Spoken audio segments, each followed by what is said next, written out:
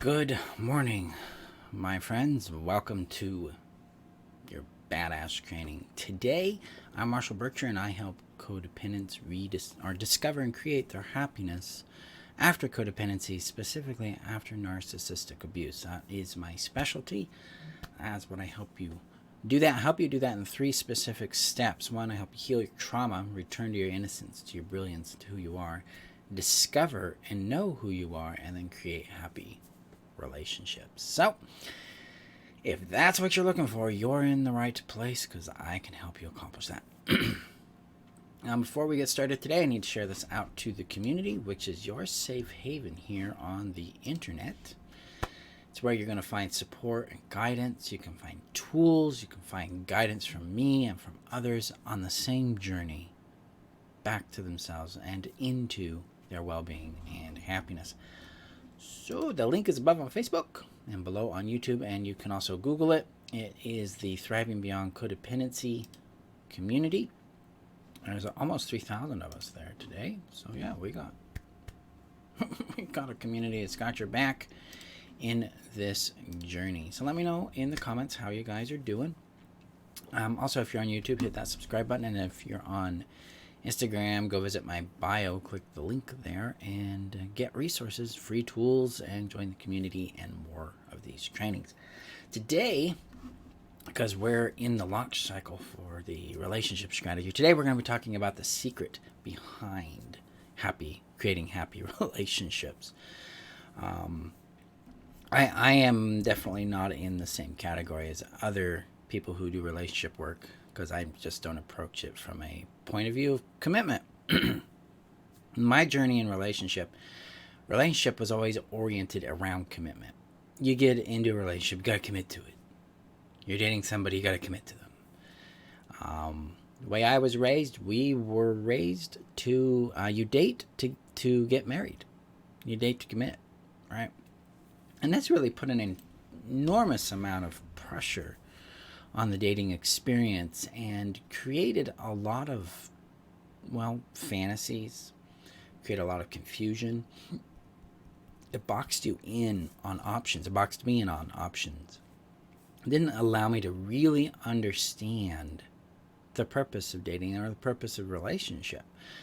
And when I exited that kind of paradigm, I found myself in another paradigm that said that relationships are all about, again, commitment. They're all about this need to heal. Relationships are in your world to heal you, to activate your traumas so you can work them out.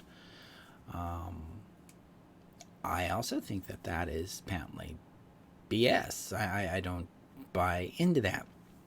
So, we have paradigm 1, you date to commit. You have paradigm 2, it's always about commitment, and they're there to heal you. Then there's this paradigm I discovered that set me free, allowed me to move beyond codependency in a major way. Because, guys, codependency in a relationship lifetime cycle and the timeline of a relationship development, codependency wants to be in the middle. It wants to be in the committed phase. It wants to be anchored in this security of having someone, because that helps the codependent feel valued, valuable, helps them feel safer, and also helps them feel whole. Right? They can discover themselves. They have this part of themselves that have been missing for so long, things like that. That's the issue here. That's the big problem. And that is not the secret to a happy relationship. See, relationships are organic. They're alive. And I found, let me know if this resonates with you, but I used to see relationships as like a static object. I'm in a relationship now. And then that was it. The relationship will do what the relationship does. Neat. I'm going to go on and do my thing. A lot of people approach relationships from this static point of view. It's a thing, it's that way, and that's it. That is not how relationships work, especially if we're going for happiness, right? If we're going for something that adds to our lives, adds to our well-being, adds to our satisfaction, adds to our safety, adds to our joy, then it's going to be dynamic. It's going to be alive. It's going to grow. It's going to challenge us. We're going to challenge it. And that's the point. And so when you approach relationship from the idea that, okay, this is an organic experience that's alive, the relationship itself is alive and growing on its own, does the idea of a static commitment make sense?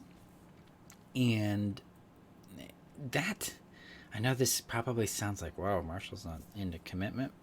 No, it's more about discovery. See, if I am to be in a relationship that fosters commitment, I have to discover that. I have to understand the functional compatibility in it. I need to understand the experiential, the experience compatibility in it. I need to see how it fosters the 4 zones of connection with companionship, with intimacy, with support, and with play. I need to find out what it brings to my life. I have to discover. And because a relationship is organic, it's alive, it's evolving, I need to be perpetually discovering it. I need to discover myself in it. I need to discover the individuals that I am in relationship with, because they grow and change. I grow and change. We are influencing this growth and change within us. See, we discover rather than commit. And within the framework of discovery, commitment is discovered. Like, wow, this is really works well for my well-being and my happy. I love them. I'm happy with them. They bring joy to my world. I bring joy to theirs. I'm enjoying this. Our conflict works well. Our communication is working well. I have a safe, secure attachment with them that evolved into maybe a secure bond. I can trust them. They have the level of availability I need and want. My needs and wants are found. They're recognized. They're fulfilled. Now, no one's going to be able to fulfill everything, but dominantly healthy relationships tend to hit, 8 out of 10 things. They tend to have a high level of quality. But if I'm discovering that this is the result in this relationship, then it makes sense to commit to it. You discover commitment. You don't just jump into it. It's something that is a product of the relationship's operation, the way it functions, the way it operates, the way it lives. I'm good, Rita. How are you? So this is what I mean when it comes to commitment. And the secret is discovery. And it's perpetual discovery. It's being engaged in the relationship and with who they are and who you are. There are so many problems that are solved with this act of discovery that happen in relationships that are more anchored in the static, oh, here's the relationship, clunk. We're committed now, clunk, and then we just live in this stagnation, right? When it's alive and it's breathing and we're engaged with it, then we're attentive to our partner's attentive to us. We're aware of the shifts going on within us, and we're aware of maybe possible shifts going on in them. We're able to actively, proactively confront confusion, problems, difference, disagreement. We're able to grow and define mutual and individual desires, targets, or goals. We're able to thrive because we're coming from that discovery. Discovery allows us to be committed to the relationship. It allows us to be present with it, invested and engaged in it. I mean, how many of you guys have been in relationships where they're not engaged? They're often somewhere out in la la land. They're out doing something else. They're like, yeah, I got my relationship, gonna go out, we're gonna, poof, they're not present. It's because they're not discovering the relationship. They're treating the relationship as this static entity that they show up in. This is where we find our joy in a relationship, is through that discovery. It also, discovery allows us to filter out people who do not work for us. Allows us to discover, oh, maybe they're toxic. Well, this person's got some toxic habits and toxic thinking. I need to get the hell out of this thing. Maybe we're just not compatible. Like, we really love each other, or like each other, and it doesn't work. It's oil and water issues. Maybe it's a flash in the pan kind of thing. It's like you had this really intense chemistry and poof, it's done. Maybe you're just not happy anymore. Maybe the relationship has lived out its livelihood between you and them. Because relationships do end. If we're willing to allow relationships to have a lifetime, to begin and end in their way that they begin and end, then discovery allows us to understand and live with that evolution. Because again, relationships are living things, and living things do die. This, at least for me, and for the clients that I've worked with in relationship, this has fundamentally changed how they show up in their relationships. It's allowed them to see their partner for who they are. It's got them out of fantasy. It has got them connected with reality.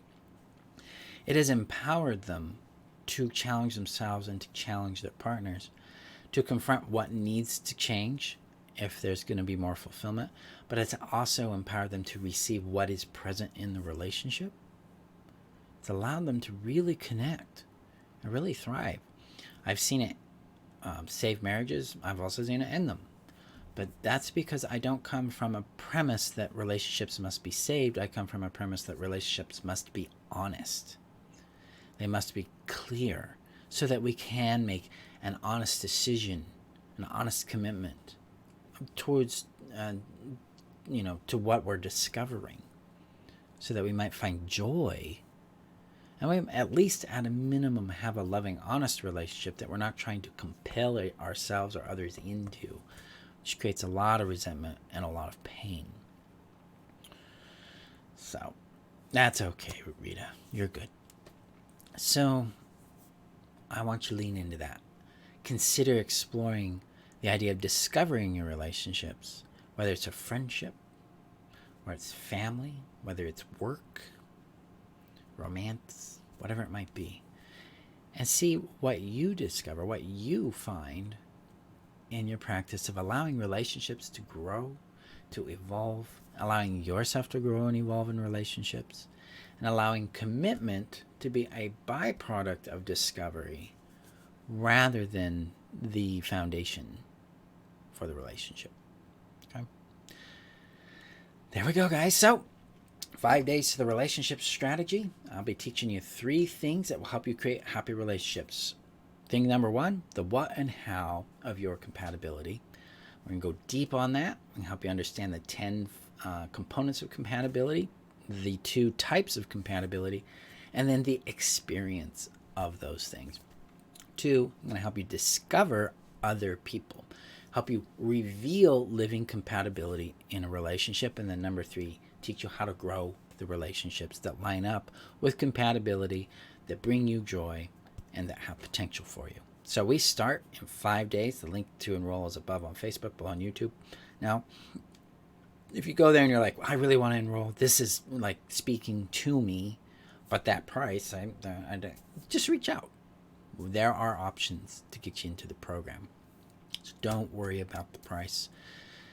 Instead, focus on potential. Like, hey, maybe I'll give Marshall a shot and see what he says. Because you can PM me. You can go to the community answers link above on Facebook, below on YouTube, and then submit a request, and we can discuss it. I am open, guys, because I don't do this to become a billionaire or even a millionaire. I do this because I love what I do, and I'm more interested in results for people. Results and effectiveness first, and profits actually third for me. So some people are like, no, that's not how you run a business, but how I do business is actually quite profitable. So I am good. So I'm glad to pay that forward and assist you guys in anything that might be showing up for you. Appreciate you. Remember that you're worth knowing, loving, and keeping.